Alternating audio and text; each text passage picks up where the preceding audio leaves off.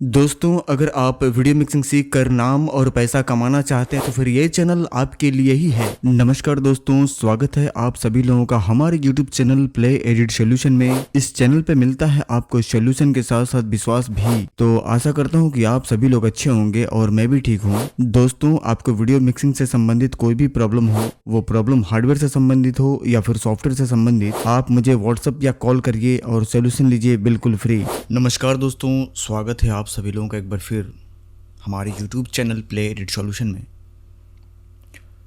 बड़े उत्सुक होंगे आप सभी लोग ये जानने के लिए कि वाकई में कंप्यूटर की भी एक निश्चित लाइफ होती है क्या। देखिए, दुनिया में ऐसा कोई भी चीज़ नहीं है जिसकी एक निश्चित लाइफ हो। वो अलग बात है कि अपने निर्धारित समय से या एक अनुमानित समय से ज़्यादा जीवन वो जी ले या चल जाए, वो अलग बात है। लेकिन इस दुनिया में हर चीज़ की एक अनुमानित आयु है या फिर एक निश्चित आयु है। साफ साफ तौर पे अगर हम आपको समझाना चाहें तो जब भी आप एक नया कंप्यूटर ख़रीदते हैं या फिर बिल्ड करवाते हैं, एक कंप्यूटर की लाइफ जैसा कि कंपनी बताती है, आप इसको गूगल पे भी सर्च कर सकते हैं, 5 से 7 साल के बीच की उसकी आयु मानी जाती है। अगर आप बढ़िया रख रखाव करते हैं तो, यानी कि धूल और डस्ट से आप उसे बचाते हैं और समय समय पे उसकी सफाई करते हैं, साथ ही साथ मॉइस्चर से आप उसे बचाते हैं, यानी कि नमी से। ऐसे कमरे में अगर आप नहीं रखते हैं जिस कमरे में नमी है या शीलन है, ऐसे जगह से अगर आप उसको बचाते हैं तो एक अनुमान के तौर पे 5 से 7 साल तक कंपनी ये मान करके चलती है कि मेरे बनाए हुए कंप्यूटर या फिर मदरबोर्ड चलेंगे। जबकि चलते हैं ज़्यादा, 10 साल 12 साल चल जाते हैं। वो निर्भर करता है कि आप किस तरीके से उसका इस्तेमाल कर रहे हैं, किस तरीके से उसका रख रखाव रखते हैं, किस तरीके से आप उसकी साफ़ सफाई करते हैं और अपने कंप्यूटर का कितना ध्यान रखते हैं। जी, यहाँ पे रख रखाव और उसकी जो साफ़ सफाई है ये बहुत मायने रखती है। जैसे कि इंसान के जीवन में अगर वो सही खान पान के साथ अपने जीवन को निर्वाह करे, यानी कि कोई ऐसा चीज़ ना खाए जो उसके शरीर के लिए नुकसानदेह हो, ऐसा कोई तरल पदार्थ ना पिए जो उसके लिए नुकसानदेह हो, उसके सेहत के लिए नुकसानदेह हो, तो अगर इन सब चीज़ों से बचता है और अगर ऐसा खान पान वो अपने जीवन में इस्तेमाल में लेता है जिसको कि डॉक्टर सलाह के तौर पे देते हैं या फिर जो हमारे पूर्वज खाते आए थे, जैसे कि बगैर चाला हुआ आटा। आजकल क्या है कि पैकेट बंद आटा आ रहा है, तमाम सारे उसमें केमिकल्स डाल करके उसको लोग पैकेट में बंद कर देते हैं ताकि उसमें घून या कीड़े नहीं लगेंगे। उसके चोकर निकाल दिए जाते हैं, जो उसके अंदर चोकर होती थी, आपने देखा होगा चलनी से चाल करके उसके चोकर निकाल दिए जाते हैं। आपको पता होगा कि पेट के लिए रेशेदार खाना बहुत ज़रूरी है, पेट की सफाई के लिए। रेशेदार मतलब एक ऐसा आटा जिसमें चोकर हो, या फिर केला से भी बहुत बढ़िया पेट साफ़ होता है। डॉक्टर कहता है केला खाने के लिए।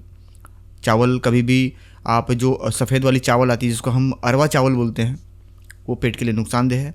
हम लोग हमेशा पीला वाला चावल खाना चाहिए जिसको कि गांव में भुजिया चावल के नाम से भी लोग जानते हैं, या फिर जिसको बॉयल करके आदमी सुखा करके मार्केट में बेचता है भुजिया चावल। वो इस चावल के मुकाबले ज़्यादा सेहत के लिए फ़ायदेमंद होता है और उससे बीमारियाँ कम लगती हैं।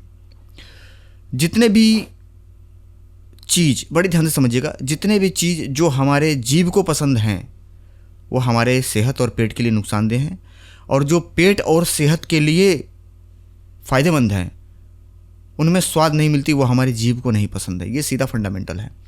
अब जैसे करेला का भुजिया या करेला का सब्जी हमें नहीं पसंद है। क्यों? क्योंकि लोग कहते हैं तीता लगता है, खाने पे तीता लगता है। मैं छोटा था, मैं खुद ही नहीं खाता था, लेकिन वो ब्लड के लिए काफ़ी बढ़िया है, ब्लड रिफाइंड के लिए, और कई सारी प्रॉब्लम से दूर होती हैं। तो कहने का मेरा मतलब यह है, फिर घूम फिर करके आप वहीं पहुंच जाएंगे कि जो पेट को अच्छा लगता है, यानी कि जो सेहत के लिए अच्छा है, वो जीभ को नहीं पसंद है। और जो जीभ को पसंद है, जो खाने में मज़ा आता है, जैसे मोमो, चाउमीन, टिकिया, बर्गर, फुल्की, तमाम सारी चीज़ें आ गई हैं, पिज्ज़ा वगैरह, पता नहीं क्या क्या, वो सेहत के लिए नुकसानदेह है। फिलहाल ये एक उदाहरण था। और क्योंकि हम बात कर रहे थे कंप्यूटर के जीवन के ऊपर, देखिए, एक कंप्यूटर तो लगभग आराम से अगर बढ़िया आप रख रखाव करते हैं जिस तरीके से होना चाहिए, रिपीट कर रहा हूँ फिर कि एक ऐसा रख रखाव जैसा होना चाहिए, अगर इस तरीके का आप रख रखाव रखते हैं तो एक पीसी बिना किसी संदेह के 7-8 साल 10 साल तक चल जाती है। लोगों के 12-12 साल चले हैं। चलाने वाले भैया जी आज भी सेकंड जनरेशन मशीन चला रहे हैं। 14 जनरेशन मार्केट में आ गई है। अगर एक साल में ही एक जनरेशन का आप गणित लेकर के चल रहे हैं, जबकि पहले ऐसा नहीं था। अब इंटेल हर साल अपडेट दे रही है प्रोसेसर में, जबकि पहले 2-2 साल पे अपडेट आते थे। तो अगर इस तरीके से आप देखें 2024 चल रही है, 14वां जनरेशन, अगर आप हर साल के अपडेट के हिसाब से अगर लेकर के चलते हैं तो 12 अपडेट पीछे आप जाएंगे तो सेकंड जनरेशन मशीन यानी कि 12 साल, क्लियर है, समझ लीजिएगा इस गणित को। तो कम से कम 12 साल पीछे का मशीन तो आज भी लोगों के चल रहे हैं। तो यहाँ ये क्लियर हो जाता है, यहाँ ये साबित हो जाता है कि एक कंप्यूटर 10 साल या 10 साल से ऊपर चलता है। लेकिन यहाँ पे फिर मैं आपको बताना चाहूँगा कि यहाँ भी लेकिन है। पहले जो कंप्यूटर के पार्ट्स आते थे, जो कंप्यूटर के हार्डवेयर मटेरियल आते थे, जैसे कि मदरबोर्ड, प्रोसेसर, रैम, फलाना ढमकाना जो भी है, वो आज के ज़माने के कंप्यूटर के मुकाबले ज़्यादा बढ़िया था, ज़्यादा बेहतर था। बेहतर मतलब स्पीड बेशक कम थी लेकिन उसकी लाइफ अधिक थी। यहाँ पे फिर एक चीज़ मैं आपको बता दूँ कि जिस चीज़ की रफ्तार जितनी ज़्यादा रहेगी उस चीज़ का इस जीवन से जाना उतना ही जल्दी तय है। ये मेरा रिसर्च है। जो चीज़ जितना ज़्यादा हाई स्पीड पे काम करेगा वो उतना जल्दी ख़राब होगा। इसको आप क्लियर कर लीजिएगा, फाइंड कर लीजिएगा, या आपको मेरे से ज़्यादा कोई बुद्धिजीवी आदमी मिले तो उनसे भी आप इस पर डिस्कस कर लीजिएगा। जैसे मैं यहाँ पे आपको फिर एक उदाहरण से समझाता हूँ।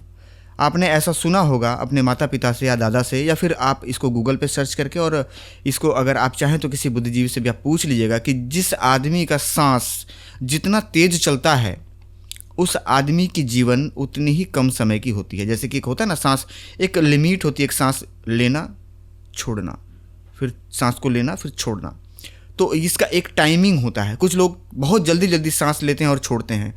जो आदमी जितना ही जल्दी सांस लेगा और छोड़ेगा वो उतना ही जल्दी इस जीवन से अलविदा होगा, चाहे वो कोई भी जीव हो। यहाँ पे मैं सिर्फ इंसान की बात नहीं कर रहा। नहीं आप समझ पा रहे तो मैं आपको एक उदाहरण से समझा देता हूँ। इंसान के मुकाबले जानवर की मैं बात कर रहा हूँ यहाँ पे, देखिए। और इसमें एक चीज़ और है, जो भी जीव नाक के बजाय मुंह से सांस लेगा वो जल्दी इस दुनिया से जाएगा। इसीलिए आयुर्वेद में लिखा हुआ है कि मुंह से कभी भी सांस ना लें, चाहे आप बैठे हुए हो तो या फिर आप सो रहे हो तो, क्योंकि जो व्यक्ति मुंह से सांस लेगा वो जल्दी स्वर्गवास हो जाएगा उसका। यहाँ पे आप एक उदाहरण से समझ लीजिए।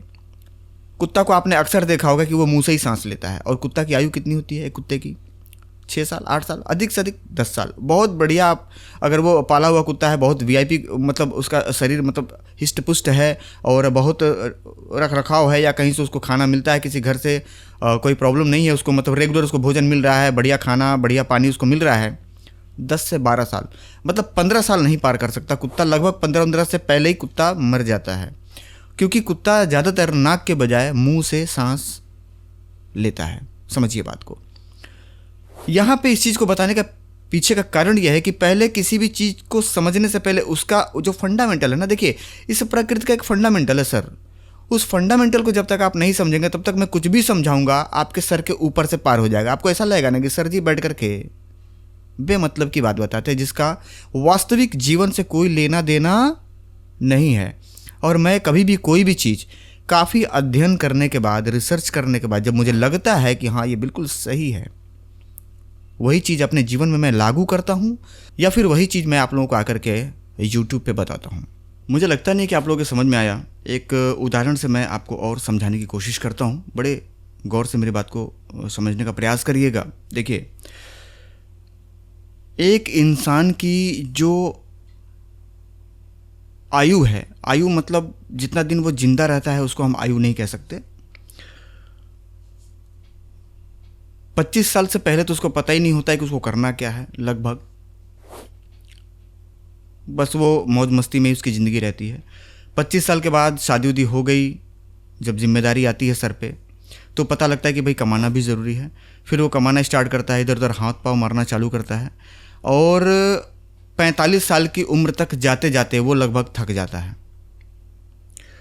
बहुत ऐसे लोग होंगे जो 45 के आसपास पहुंच गए होंगे, और जो पहुंच गए हैं या जो पार कर गए हैं या जो पहुंचने वाले हैं, मेरी बात में कितनी सच्चाई है आप बताइएगा ज़रूर।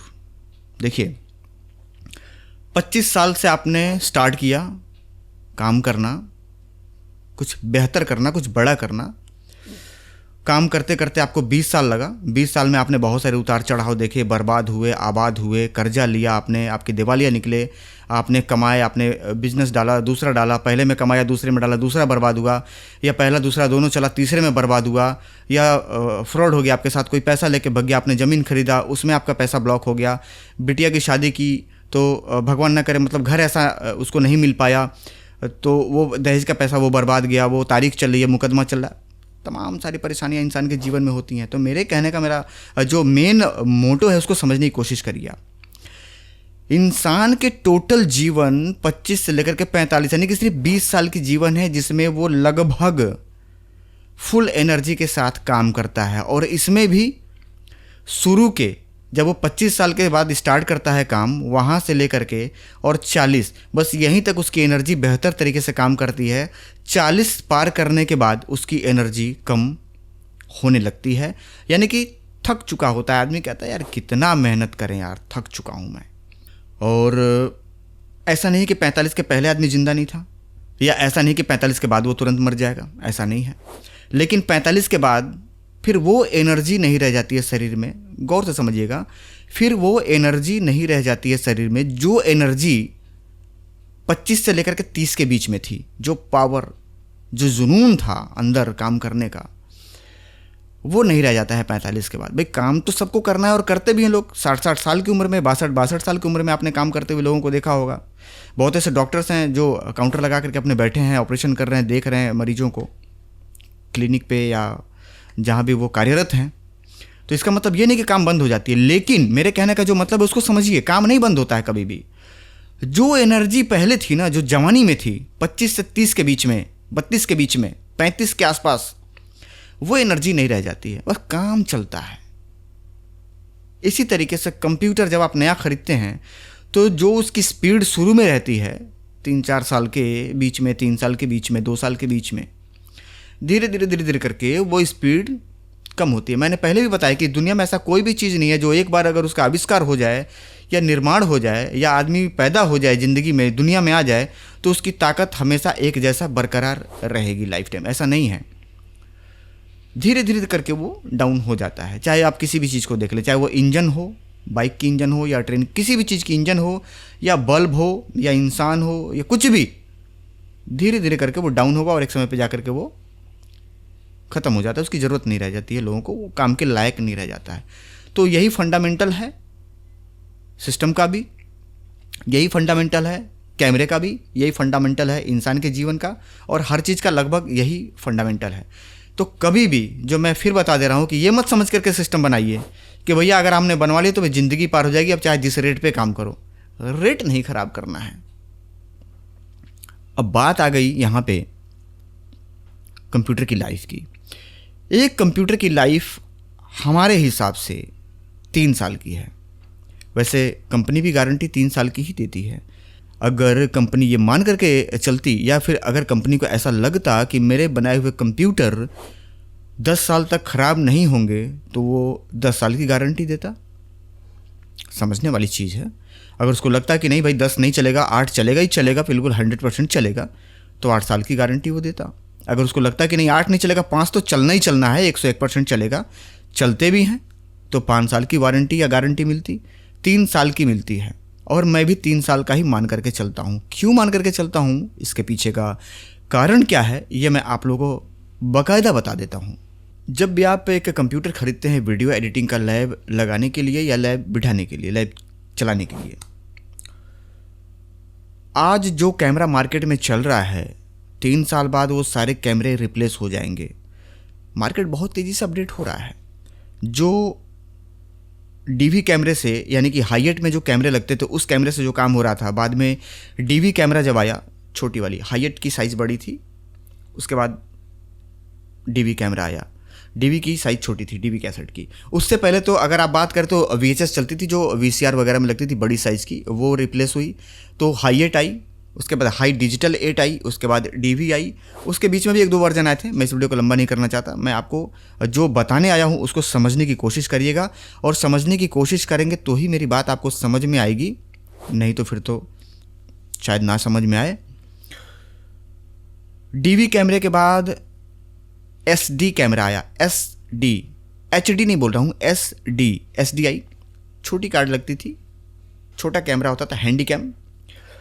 मार्केट बहुत तगड़ा उसका बना, क्योंकि डीवी कैमरे के मुकाबले एसडी कैमरे में क्लियरिटी ज़्यादा थी। एसडी कैमरा 16.9 पे शूट करता था, जबकि डीवी हमारा 4.2 यानी कि 4.2 पे शूट करता था, या 4.3 पे। 4.3 क्रॉप स्क्रीन होती थी जो कलर टीवी की साइज़ आती है, और 16.9 जो हमारा एलईडी टीवी हो गया या एलईडी मॉनिटर, मतलब वो ज़्यादा चौड़ा हॉरिजॉन्टल में। वो कैमरा आने के बाद मार्केट में अपना अलग पहचान बनाया, क्योंकि उसमें क्वालिटी इसके मुकाबले ज़्यादा बेहतर आती थी, क्लियरिटी ज़्यादा थी। कैसेट की झंझट नहीं थी खरीदने की, एक मेमोरी खरीद लो भैया, आराम से 1 लगन तक चला लो। मतलब कई सारे बेनिफिट लोगों को दिखे तो लोगों ने ख़रीदना चालू किया। उसके बाद पैनासोनिक में और सोनिक में तमाम सारे कैमरे नंबर लगातार चेंज हुए, उसमें अपग्रेड हुई। एसडी से लोग एचडी पे ट्रांसफ़र हुए, छोटे कैमरे से बड़े कैमरे की तरफ आए, और करते करते करते करते हम 1920x1080 की फाइल पे कम्प्लीटली चले आए। उसके बाद फिर फुल एचडी कैमरा आ गया, जो कि एचडी में 50 फ्रेम पे शूट करेगा, 60 फ्रेम पे शूट करेगा। बड़ी ध्यान से समझिएगा मेरी बात को। उसके बाद बड़े कैमरे आ गए मार्केट में, बड़े कैमरे ने जगह ले लिया, छोटा कैमरा मार्केट से हट गया, हट जाना पड़ा, क्योंकि जब बड़ा आ जाएगा तो फिर छोटा कोई पूछेगा ही नहीं। उतने ही पैसे में गांव देहात में जो फोटोग्राफर थे वो छोटे कैमरे के प्राइस में ही बड़ा कैमरा बुक करने लग गए। तो छोटे कैमरे जो लोग रखे थे भैया लोग, आप लोगों के साथ ऐसा हुआ होगा, उनका बुकिंग मिलना बंद हो गया, बेचारे मजबूर, भाई अब तो बुकिंग ही नहीं मिल रही है। गांव में एक आदमी बड़ा कैमरा ले आया, सारी बुकिंग उधर चली गई इस साल की, मजबूरी है। फिर वो भी कर्जा वर्जा ले करके, बच्चे का फीस रो करके, बीवी के गहने पायल वगैरह बंधक रख के, ब्याज पे किसी तरीके से जुगाड़बाजी करके उन्होंने फिर अपना एक बड़ा कैमरा लिया। बड़ा कैमरा लेकर के उन्होंने सेटअप लगाई, काम चालू किया, फिर काम हुआ। उसके बाद फिर स्टिल कैमरे का ज़माना आ गया। स्टिल कैमरे के ऊपर लोगों ने वीडियो शूट करना चालू किया। शूट करते करते आज की कहानी ये है भाई साहब कि लोग सोनी तक पहुंच गए हैं। 8-8 लाख की सेटअप लगा करके वीडियो बना रहे हैं। तमाम रुपए आदमी ने फूक रखा हुआ है लेंस के ऊपर। सोनी के लेंस बहुत महंगे हैं, कैनन और निकॉन पे भी बहुत सारे लोग हैं गांव में जो हैं वो चलाने वाले, जो गांव के लोग हैं वो ज़्यादातर निकॉन चलाते हैं, शहर के लोग ज़्यादातर कैनन चलाते हैं। और जो प्रोफेशनल वीडियो का आनंद लेना चाहते हैं, जिनको चाहिए कि नहीं भैया हमें कोई कॉम्प्रोमाइज़ नहीं, हमें शार्प वीडियो चाहिए, तो वो सोनी पे जाते हैं। सोनी के कैमरे तो लगभग लोग ख़रीद लेते हैं, लेकिन सोनी के लेंस ख़रीदना बहुत मुश्किल है। एक सोनी का लेंस अगर आप बढ़िया ख़रीदते हैं तो उसमें 2 कैमरे खरीद लेंगे, 3 कैमरे खरीद लेंगे। इतने महंगे लेंस है, 5-5 लाख रुपए के लेंस है, 3-3 लाख रुपए के लेंस है, 2.5 लाख, 1.25-2 लाख रुपए के लेंस हैं। उतने में कैमरे आ जाएंगे भाई साहब, बॉडी सोनी के ही मैं बात कर रहा हूँ, सोनी के बॉडी आ जाएंगे। अदर कंपनी में अगर आप जाते हैं कैनन वगैरह में तो बॉडी और लेंस दोनों आ जाएंगे, 2 लेंस हो जाएंगे उतने पैसे में, फुल फ्रेम की मैं बात कर रहा। तो कहने का मेरा मतलब ये कि लगातार मार्केट अपडेट हो रहा है। अगर आप एक कंप्यूटर खरीद लेते हैं, बहुत गौर से समझिएगा, मैं बड़ा कड़वा बोलने जा रहा हूँ यहाँ पे। आप एक कंप्यूटर खरीद लेते हैं और आप ये सोचते हैं कि मैं 10 साल तक इससे मिक्सिंग करके पैसा कमा पाऊंगा, तो ऐसा आपका सोचना गलत है। क्यों गलत है? मैं ये नहीं कह रहा कि आपके कंप्यूटर उस कैमरे के डेटा को एडिट करेगा तो ख़राब हो जाएगा, ख़राब नहीं होगा सर। मार्केट लगातार अपडेट हो रही है तो उस काम को करने में आपको दिक्कत होगा। जैसे कि आज जो मशीनें बन रही है, वो जो लॉन्च की गई है प्रोसेसर या मदरबोर्ड, वो आज के तारीख के डेटा के क्वालिटी, डेटा के फॉर्मेट, डेटा के फ्रेम रेट के हिसाब से प्रोसेसर और मदरबोर्ड आज आप सिलेक्ट करके बनवा रहे हैं अपने बजट के अनुसार। 3 साल बाद, 4 साल बाद, 5 साल बाद आपको पता है मार्केट कहाँ जाएगा। 5 साल बाद पीछे देखिए ना मार्केट कहाँ था, आज अगर यहाँ पहुँचा है 5 साल बाद, तो आप समझिए कि फिर 5 साल बाद मार्केट कहाँ पहुँचने वाला है। तो ये भ्रम कभी अपने अंदर आप ना पाल करके बैठे रहिएगा कि मैं एक पीसी बनवा लिया हूँ तो 8-10 साल तक मैं काम करूँगा और मेरा काम चलता रहेगा। देखिए मार्केट अपडेट होगी, कैमरा अपडेट होगा, तो आपको मजबूरी है कि आपको सिस्टम बदलना पड़ेगा। कैसे?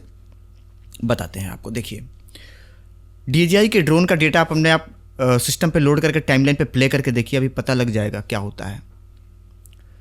आज से 8 साल पहले, 6 साल पहले जिन्होंने मशीन बनवाई है, 4th generation, 5th 6th generation या 3rd जनरेशन या 4th जनरेशन, जो भी, उन्होंने सोचा था क्या कि आने वाले समय में मुझे DJI का डेटा ड्रोन का इसमें हमको प्ले करना पड़ेगा?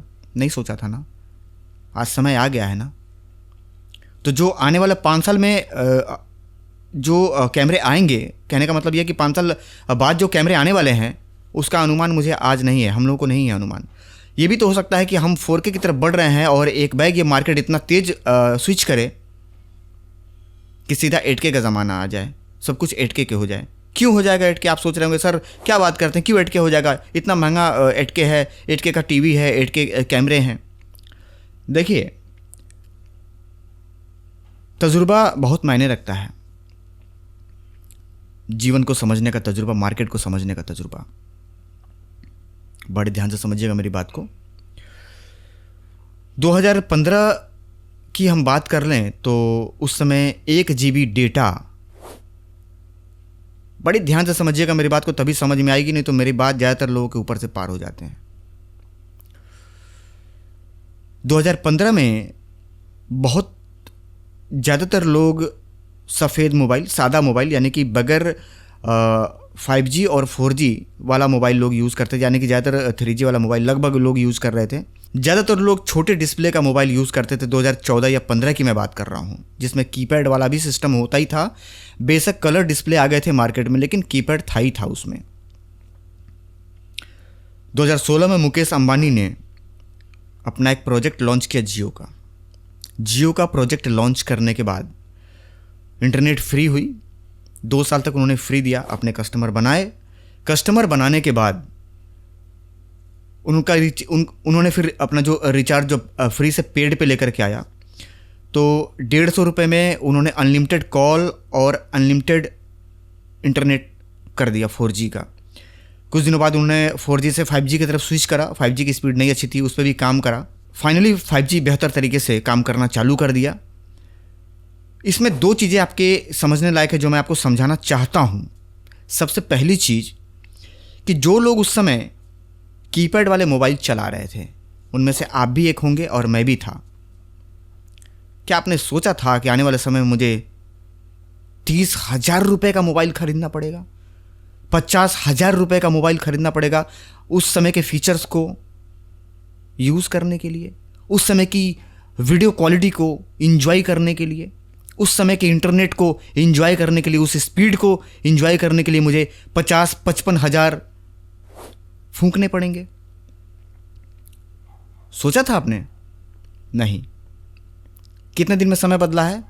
5 से 7 साल के अंदर। अरे भाई, उनको स्ट्रगल करते करते 2017 से ऊपर पहुंच गए थे वो। उनके कस्टमर का जो टारगेट था वो पूरा ही नहीं हुआ था। उन्होंने 1 साल के लिए फ्री किया था, फिर बढ़ा करके 6 महीना फिर किया, फिर 3 महीना की, ऐसे ऐसे करके 2 साल तक फ्री डेटा और कॉलिंग हम लोगों को मिली थी। मैंने भी यूज़ किया था, आप लोगों ने भी किया होगा। तो अगर 8 साल में ये मार्केट इतना तेज़ी से बदल सकता है, मोबाइल से लेकर के, इंटरनेट से लेकर के, कॉलिंग से लेकर के, कैमरे से लेकर के, मिक्सिंग की दुनिया से लेकर के, अभी आप 5 साल 8 साल पीछे जा करके देखिए, वो फ्रेम बॉर्डर वाला मिक्सिंग चलता था। ड्रोन का डेटा, ड्रोन था ही नहीं कहीं दूर दूर तक। ड्रोन अब मार्केट में आ रहा था, ड्रोन हर कोई बुक नहीं करवा पाता था। आज के तारीख में सबके घर में जा रहे हैं ड्रोन। जो झाड़ू मार रहा है रोड पे सर, वो भी ड्रोन की बुकिंग करवाता है, LED लगवाता है शादियों में। समझिए मेरी बात को, मैं जो समझाना चाह रहा हूँ उसको समझिए पहले। तो अगर आप ये मान करके चलते हैं कि मैं एक कंप्यूटर खरीद रहा हूँ और मैं इसको 10 साल तक यूज़ कर पाऊँगा, तो आप अपने आप को धोखा दे रहे हैं। आपको कंप्यूटर ये मान करके बनवाना है कि बस 3 साल तक आप चलाइए। 3 साल में फिर ये मार्केट अपडेट होगी। आप अपना कंप्यूटर सेकेंड हैंड पे सेल कर दीजिए या उसको फोटोशॉप या किसी और चीज़ पे फिर लगाइए। फिर आपको नया सिस्टम बनवाना पड़ेगा। मैं ये नहीं कह रहा हूँ कि बनवाइए, बनवाना पड़ेगा। नहीं बनवाएंगे आप पीछे छूट जाएंगे भाई साहब। मैं स्टैम्प बना करके आपको दे दूंगा। जितने भी लोग कहेंगे, मैं गारंटी लेने के लिए तैयार हूँ। अगर आप ज़माने के साथ, अगर आप मार्केट के साथ नहीं चलेंगे तो आप रिसाइकिल बिन में चले जाएंगे, यानी कि कचरे के डब्बे में चले जाएंगे। बुरा ना मानिएगा, मैं कड़वा बोलने वाला आदमी हूँ। आप रिजेक्ट हो जाएंगे। लोग बोलेंगे अरे तो वही कैमरा रखा हुआ है, SD कैमरा छोटा वाला। अरे तो वही चला रहा है हैंडी कैम, आज के तारीख में लोग सोनी से शूट कर रहे हैं। अरे इसके पास तो ड्रोन भी नहीं है, इसके पास तो वही पुराना वाला फ्रेम बॉर्डर वाली मिक्सिंग पड़ी है, इसके पास तो वही पुराना वाला सिस्टम है जो हैंग होता है 50 बार। कौन जाएगा उसके मिक्सिंग करवाने? समझिए बात को। तो ज़माने के साथ आपको अपग्रेड होते जाना है। अपने स्किल पे भी पैसा खर्च करना है, यानी कि सीखने पे या तो पैसा खर्च करें या फिर टाइम दें, किसी अच्छे यूट्यूबर को सुने। हो सके अगर मुझे पसंद करते हैं तो मुझे सुने, या मेरे से अच्छा अगर कोई समझाने वाला हो तो उनको पसंद करते हैं तो उनको सुने। लेकिन आप सुने या तो पैसा लगाएं या टाइम लगाएं। और हर तीसरे साल आपको कैमरा, या दूसरे साल, यानी कि इस साल आपने कैमरा खरीदा, इस साल चलाएंगे, अगले साल चलाएंगे, इसके बाद तीसरे साल आपको कंप्यूटर और कैमरा तीनों आपको बदलना पड़ेगा। अब आप कहेंगे सर इतना पैसा हम कहाँ से लाएंगे? भाई बात तो सही है, इतना पैसा आप कहाँ से लाएंगे? अगर इतना पैसा आप कहाँ से लाएंगे, इस चिंता के विषय पे आप सोचना चालू कर दी हैं, या ये इस बात पे आपको चिंतन हो रही है, तो रेट खराब करके काम क्यों करते हैं? अब आप कहेंगे सर मैं नहीं करता हूँ, और आसपास के लोग हैं वो खराब करते हैं। मैं तो चाहता हूँ कि एक मिक्सिंग का 1500-2000 रुपये चार्ज करूँ, और बगल वाला 800 में करके देता है। तो बगल वाला भी मेरी वीडियो को देख रहा है इस समय, मुझे पता है। इस समय भारत में ऐसा कोई जगह नहीं है, ऐसा शायद ही कोई राज्य होगा भारत के अंदर, ऐसा कोई शायद ही गांव बचा होगा जहां के एडिटर बंधु मेरी वीडियो को ना देखते हों। भाई वो अलग बात है कि रोज़ नहीं देखते हैं, मतलब महीने में एक दिन तो देखते ही देखते होंगे। भाई आज आपने देखा, अगला वीडियो आपने नहीं देखा, अगला वीडियो आपके बगल वाले ने देखा, उसके बाद वाली वीडियो उसके बगल वाले ने देखा। उनके पास भी टाइम नहीं था, आपके पास भी नहीं था। आपके पास फिर एक हफ्ते बाद टाइम आई, आपने प्ले कर लिया, देख लिया। फिर आपने देखा भाई पीसी बिल्ड का वीडियो, तो आपने स्किप मार दिया। रोज़ यही पीसी बिल्ड कर रही है, क्या होगा देख करके? किसी और विषय पे बात करेंगे तो सुन लेंगे हम इनको, बढ़िया बता देते हैं, काफ़ी नॉलेज है इनको, समझा लेते हैं बढ़िया। और पीसी बिल्ड का तो हमको नहीं देखना है, कुछ और बनाएंगे तो देख लेंगे। आता है ना नोटिफिकेशन, देखता आदमी 60,000 की पीसी बिल्ड, हटाया यार। ठीक है, अच्छी बात है, आपका काम का नहीं है, मत देखिए, जो काम का है वो देखिए। लेकिन जो मैं बता रहा हूँ मेरे भैया, आप वो चीज़ को समझिए। रेट ख़राब करके काम ना करिए। और आप जो कंप्यूटर बनवाए हैं आज, उसका पैसा आपको 2 साल के अंदर निकाल लेना है, तीसरा लगन आने से पहले पहले। इस साल आपने बनवाया, कहीं से भी, मेरे से बनवाया चाहे कहीं भी बनवाया, इस साल कमाएंगे, अगले साल कमाएंगे, और उसके बाद वाले साल में, यानी कि 2024 में आपने बनवाया, 2024 कमाएंगे, 25 कमाएंगे, 26 में फिर आपको मशीन बनवानी है बेहतर, क्योंकि प्रोसेसर, मदरबोर्ड वगैरह सब कुछ अपग्रेड हो जाएंगे, मार्केट में मिक्सिंग अपडेट हो जाएगी, कैमरे अपडेट हो जाएंगे। तो आप पुराना सिस्टम लेकर के काम नहीं कर पाएंगे, और साल दर साल ये अपडेट होना ही है, इसको कोई नहीं रोक सकता, इस कॉम्पिटिशन को। यकीन मानिए, इस समय लोग पंजाब, चंडीगढ़ और कई सारे जगहों के जो वीआईपी फोटोग्राफर हैं, मैं बता दे रहा हूँ, ये बात उनके दिल पे जाकर के लगेगी, वो भैया जितना कमाते नहीं है ना, उतना कैमरे में उन लोगों के पैसे बर्बाद होते हैं। इतना मार्केट अपडेट हो रहा है तेज़ी से। भाई बगल वाला खरीद लाया, अब वो नहीं खरीदेंगे तो उनकी मजबूरी है, उनके पास कोई आएगा ही नहीं।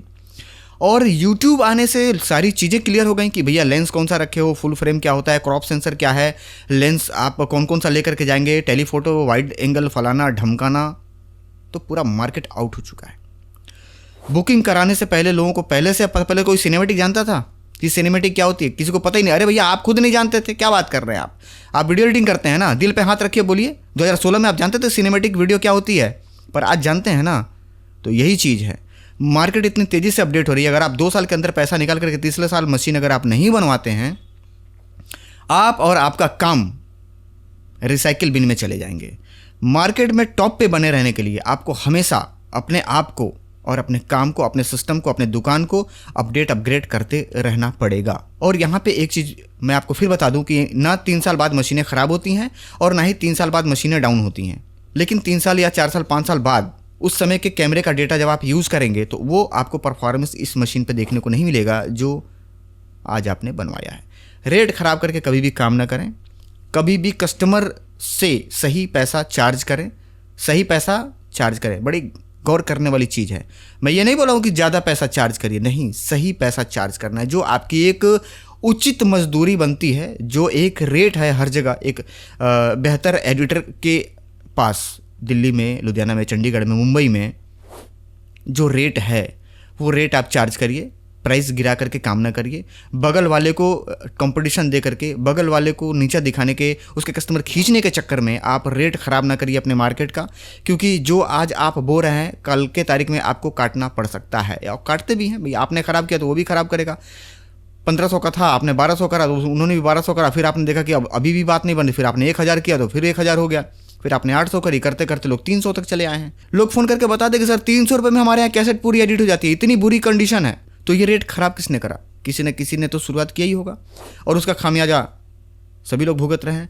कहने का मेरा मतलब ये है कि मार्केट में स्टूडियो उतनी है, मार्केट में कैमरामैन उतने हैं, मार्केट में शादियाँ उतनी ही आएंगी। एक गांव से 20 शादी होनी है तो ऐसा तो है नहीं कि एक दूल्हे का 2 शादी होगा, 20 ही होनी है। तो 20 शादी किसी न किसी को मिलेगी, पक्का मिलेगा। तो जो आप रेट बिगाड़ रहे हैं उसका लाभ किसको मिलेगा? आपको? गलत, आपको नहीं मिलने वाला है सर। उसका लाभ मिलेगा उस कस्टमर को, क्योंकि वो आपके पास पता करेगा, फिर वहाँ पता करेगा, फिर वहाँ पता करेगा, फिर इस तरीके से 10 जगह पता करेगा, और जिसका रेट सबसे कम होगा वहाँ जाके बुक करा लेगा। अब आप कहेंगे सर क्या किया जाए इसके ऊपर? तो इसके ऊपर यही है कि जितने भी लोग मेरी वीडियो को देख रहे हैं, बेहतर तरीके से इस पर विचार करिए, रेट ख़राब करके काम ना करिए। और ये था कंप्यूटर के ऊपर का जानकारी। बहुत गौर करने वाली चीज़ है ये, और बहुत चिंता का विषय है ये। काफ़ी सारे लोगों को मैंने देखा है, ऐसा उनका सोच होता है कि एक पीसी हमने ख़रीद लिया यार, अब क्या, एक पीसी ख़रीद लिया हमने, एक डोंगल ख़रीद लिया, अब ये डोंगल तो लाइफ टाइम के लिए है और ये पीसी भी 10-15 साल तो चली जाएगी, तो अपने को क्या है यार, अपने को तो 500 में भी एडिटिंग करके देंगे तो अपने तो मुनाफा ही मुनाफा है। ऐसा मत सोचिए, आप कभी भी इतना लंबा यूज़ नहीं कर पाएंगे डोंगल। कहने का मेरा मतलब ये है कि ऐसा नहीं है कि डोंगल की टाइम पीरियड है कि वो बंद हो जाएगी या ख़राब हो जाएगा, ऐसा नहीं है सर, ऐसा नहीं होता है। लेकिन वो जो डेटा या प्रोजेक्ट है ना, वो आउट ऑफ डेट हो जाएंगे, यानी कि आपको उसमें अपडेट करते रहना है। नया गाना, नया टाइटल, नया हाईलाइट, नया टीज़र, नया व्हाट्सएप इन्विटेशन, फलाना ढमकाना मटेरियल, उसमें अगर आप नया नहीं जोड़ेंगे तो आपके पास कौन आएगा? अभी सन 2002 का गाना आज के तारीख में 2024 में देंगे तो कोई आपके पास आएगा एडिटिंग करवाने? नहीं। तो हर साल नया गाना आएगा तो हर साल आपको डाटा परचेस करना है, ख़रीदना है, चाहे आप 200 का खरीदें, 400 का खरीदें या पूरा कंप्लीट डोंगल खरीदें, जो भी खरीदें वो आपके आवश्यकता के ऊपर निर्भर करता है कि आपको कितने डेटा की ज़रूरत है। समझिएगा बात को। तो पैसा तो आपको लगाना है, फिर सिस्टम में भी प्रॉब्लम आएगी, बिजली का बिल देना है, दुकान का भाड़ा देना है। अब आप कहेंगे सर दुकान का भाड़ा का मेरा तो खुद का रूम है। अरे भैया आपका खुद का रूम है, लेकिन मार्केट ना ख़राब करिए प्रभु, क्योंकि ये मान करके चलिए कि अगर मार्केट आपकी जमी मार्केट बढ़ा तो हो सके कि आप कहीं शहर में जा कर के शिफ्ट हो गए, जैसे कि अभी आप गाँव में कर रहे हैं, घर में कर रहे हैं, आपके 15 किलोमीटर बाद कहीं शहर है, बड़ा शहर है, कस्बा है, महानगर है या टाउन एरिया है, वहाँ जाके शिफ्ट होंगे तो वहाँ तो भाड़े पे आपको लेना पड़ेगा। तो रेट जो ख़राब किए हैं, यही कस्टमर जब वहाँ पहुँचेंगे तो बोलेंगे अरे भैया वहाँ तो 500 में करते थे, यहाँ आके बैठे नहीं तो 800 कर दिए तुम। तो रेट ना ख़राब करिए, रेट को रोक करके काम करिए, बेहतर काम करिए। और मैं आपको फिर बता दे रहा हूँ कि रेट बढ़ा करके या रेट जो आपको मैंने बताया कि सही रेट तो आपको करना ही करना है, तभी तो आप पैसा बचा पाएंगे 3 साल बाद कंप्यूटर खरीदने के लिए। यहाँ पे समझना यह है कि आपको अपने आप को भी अपडेट करना है, यानी कि सिर्फ प्राइस सही लेना नहीं, आपको काम भी सही करना है। जिनका आप काम करके दे रहे हैं, जिनसे पैसा ले रहे हैं, जो आपको पैसा दे रहा है, उसको क्वालिटी चाहिए ना। उनको गाने का सिलेक्शन, सॉन्ग किस मोमेंट पे क्या गाना लगना चाहिए, इफ़ेक्ट क्या होना चाहिए, कस्टमर का प्रोफाइल क्या है, लोग जो शादी जिनकी बन रही है, जो फैमिली की शादी बन रही है, वो फैमिली किस कैटेगरी की है, medium class, low class, high class, royal class, किस क्लास की फैमिली है, उसके हिसाब से गाने का सिलेक्शन करना है। एक सुंदर टाइटल का कॉम्बिनेशन, बैकग्राउंड से लेकर के फॉन्ट का कलर, फॉन्ट का सिलेक्शन, ये सारा कुछ देखना रहता है। तो ये सारी चीज़ें हैं, इन सब चीज़ों को सीखना पड़ेगा, आपको सीखना चाहिए। जो अच्छे पुराने फोटोग्राफर है वो इस चीज़ को जानते हैं, नए लोगों के लिए ही दिक्कत है, सारी चीज़ें हैं। और यहाँ पे एक बहुत काम की चीज़ है जो मैं आपको बताने जा रहा हूँ। वीडियोग्राफी के लाइन में या वीडियो एडिटिंग के लाइन में आपका कमाया हुआ पैसा का 40% पैसा पूंजी में लग जाता है। ये दिमाग में बिठा लीजिएगा, लगाना पड़ता है। अगर आपके कमाई के 40% पैसा अगर आप फिर अगले साल नहीं डालते हैं दुकान में, तो आप धीरे धीरे करके जैसे एक एक सीढ़ी चढ़े हैं ना, वैसे आपको लगेगा कि आप नीचे आ रहे हैं। और आप में से बहुत सारे लोग नीचे आए भी हैं। और गलती क्या होती है, यही, क्योंकि जो पैसा वो बुकिंग से कमाते हैं ना, उनको लगता है कि ये सब मेरा है, और ये सोच करके वो रख लेते हैं। और इस क्योंकि होता है परेशानी, बहुत सारी फोटोग्राफर के घर परेशानी होती है। देखिए भाई, फोटोग्राफर और वीडियो एडिटर ज़्यादातर लोग गांव के जो हैं वो गरीब होते हैं, मैं पहले भी बता चुका वो गरीब होते हैं। लेकिन उस गरीबी से निकलने का जो रास्ता है, उसका रास्ता आप मेहनत करके बेहतर काम को करके उससे बाहर निकल सकते हैं। उसका बाहर निकलने का ये रास्ता है कि आप मेहनत करके बेहतर तरीके से काम करके आप कस्टमर जोड़ें, कस्टमर और बढ़ाएं, काम को बढ़ाएं और आप आगे की तरफ बढ़ें। न कि इसका मतलब यह है कि जो कस्टमर का पैसा है उसको खा लें, घटिया मिक्सिंग करा करके दे दें या घटिया मिक्सिंग कर दें या काम शूट करने में कोताही करें, मन से काम ना करें। इसका ये मतलब नहीं है। आप काम बेहतर करें। आपका काम तभी बढ़ेगा जब आपका काम बेहतर होगा, जब आपका काम बोलेगा। जब आपका काम बोलेगा तो आपका काम ऑटोमेटिक बढ़ना चालू हो जाएगा। तो यहाँ पे आपको ध्यान देना है, ये समझने वाली चीज़ है। और आपको अपने कमाई का 40% पैसा हर साल डालना है। जैसे मान लीजिए कि आपने एक सिस्टम बनवाई 1 लाख रुपए की, आपने इसको तीसरे साल जाकर के बेचा तो 1 लाख की सिस्टम आप यकीन मानिए 50 से 60 हज़ार रुपये में बिकेगी। उससे ऊपर तो नहीं बेच सकते ना। तो 60 हज़ार में बेचेंगे तो फिर 1 लाख की सिस्टम आपको बनवानी, तो 40% यानी कि पैसा लगा ना आपका 40,000 रुपया, तो वो 40,000 लगाना है, 60,000 तो फिर सिस्टम से आपका रिटर्न आ जाएगा। और दूसरी बात कि जो आपने 2 साल कमाई, तीसरे साल तो आपको बदलना है, ध्यान दीजिएगा। तो 2 साल में आपने जो पैसा कमाया है उसमें आपको घर भी चलाना है प्लस 40% पैसा, यानी कि एक मशीन को बनवाने के लिए 40,000 रुपया ये आपको सेव करके रखना भी है। और मशीन की साफ़ सफाई बेहतर तरीके से होनी चाहिए, मशीन का रख रखाव बेहतर तरीके से होना चाहिए, मशीन चमकना चाहिए। जितना आप अपने मुंह को देखते हैं शीशे में और क्रीम पाउडर लगाते हैं, बाल 70 बार आप झाड़ते हैं ना, उतने मशीन को भी सफाई से रखा करिए, मशीन को चमकाया करिए, ठीक है। थोड़ी सी बुरी लगती है मेरी बात, मैं क्षमा चाहूँगा, साफ बोलने वाला आदमी हूँ मैं। तो जितनी बार हम अपने मुंह को देखते हैं और चंपी करते हैं, बाल झाड़ते हैं, वो सब जो, तो इतना ही आप मशीन को भी टाइम दीजिए, मशीन को चमकाइए। हफ्ता में मैंने पहले ही वीडियो बनाया था, मशीन में ब्लोअर मारिए, मशीन में धूल नहीं होना चाहिए। और मशीन जब आपकी सुंदर कंडीशन में होगी, मशीन बेहतर दिखेगी, तो ही आप मशीन को बेहतर प्राइस में बेच सकते हैं। आलतू फालतू स्टिकर मशीन पर ना चिपकाइए, क्योंकि वो चिपक जाती है। फिर 1 साल बाद जब उसको आप हटाते हैं तो जो उसका वहाँ पे चिपकने वाला जो ग्लू लगा होता है उस पर दुनिया भर का धूल चिपक जाता है, बहुत गंदा दिखता है। तो ये सब चीज़ें ना करें। पन्नी अगर आपके सिस्टम पे चिपका हुआ है, कंपनी का आया हुआ है जो होता है ना ग्लास पे, वो तुरंत उखाड़ के फेंकिए, क्योंकि 1 से 1.5 साल बाद जब आप उसको हटाएंगे तो वहाँ पे निशान बन जाता है। तो वो अगर लगा है तुरंत हटाइए, कपड़े से साफ करिए और पन्नी पुन्नी उस पर चिपका हुआ ना हो। अलग से आप कवर के मशीन काम करने के बाद रात में उसको कवर लगा करके ढकिए, पन्नी से ढकिए, तौलिया से ढकिए, ढक करके घर जाइए, ताकि छोटे छोटे डस्ट पार्टिकल 24 घंटे ऊपर से गिरते रहते हैं। तो कम से कम 8-10 घंटा 12 घंटा तो लैब खुला हुआ है, वो तो मजबूरी है, मॉनिटर पे गिर रहा है, लेकिन रात के समय में आप उसको ढक करके जाइए। देखिए मैं फिर आपको बता दूं, ये पहले भी मैंने बताया हुआ है कि सामान की इज्जत अगर आप करेंगे तो सामान आपकी इज्जत करेगा, यानी कि आपकी इज्जत बचाएगा।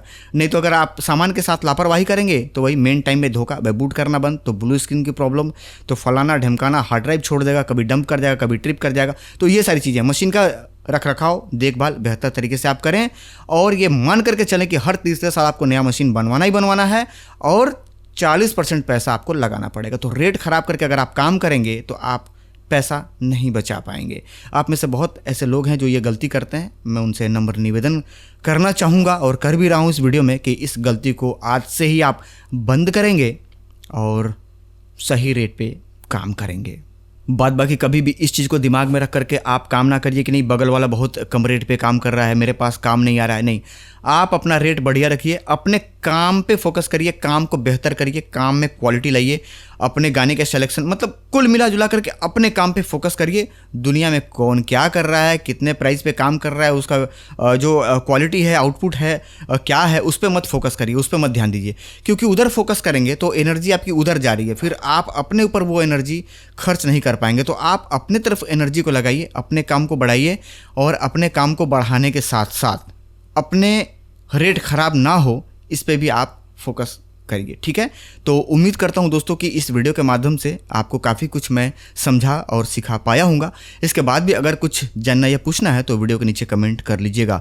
अगला वीडियो आपको किस टॉपिक पे चाहिए कमेंट करके बताइएगा, मैं बनाऊंगा ज़रूर। और अगर आपको लगता है कि इस वीडियो में कोई इन्फॉर्मेशन है जो कि सामने वाले बंदे को मिलनी चाहिए, जो फोटोग्राफर या एडिटर बंधु हैं, तो उनको अपने व्हाट्सएप ग्रुप में शेयर कर दीजिएगा और मेरे हौसले को बढ़ाने के लिए वीडियो को लाइक भी कर दीजिएगा। मिलेंगे अगले वीडियो में किसी नई जानकारी के साथ या फिर किसी नए ट्यूटोरियल के साथ। तब तक के लिए आप सभी लोगों को प्यार भरा नमस्कार। जय हिंद दोस्तों।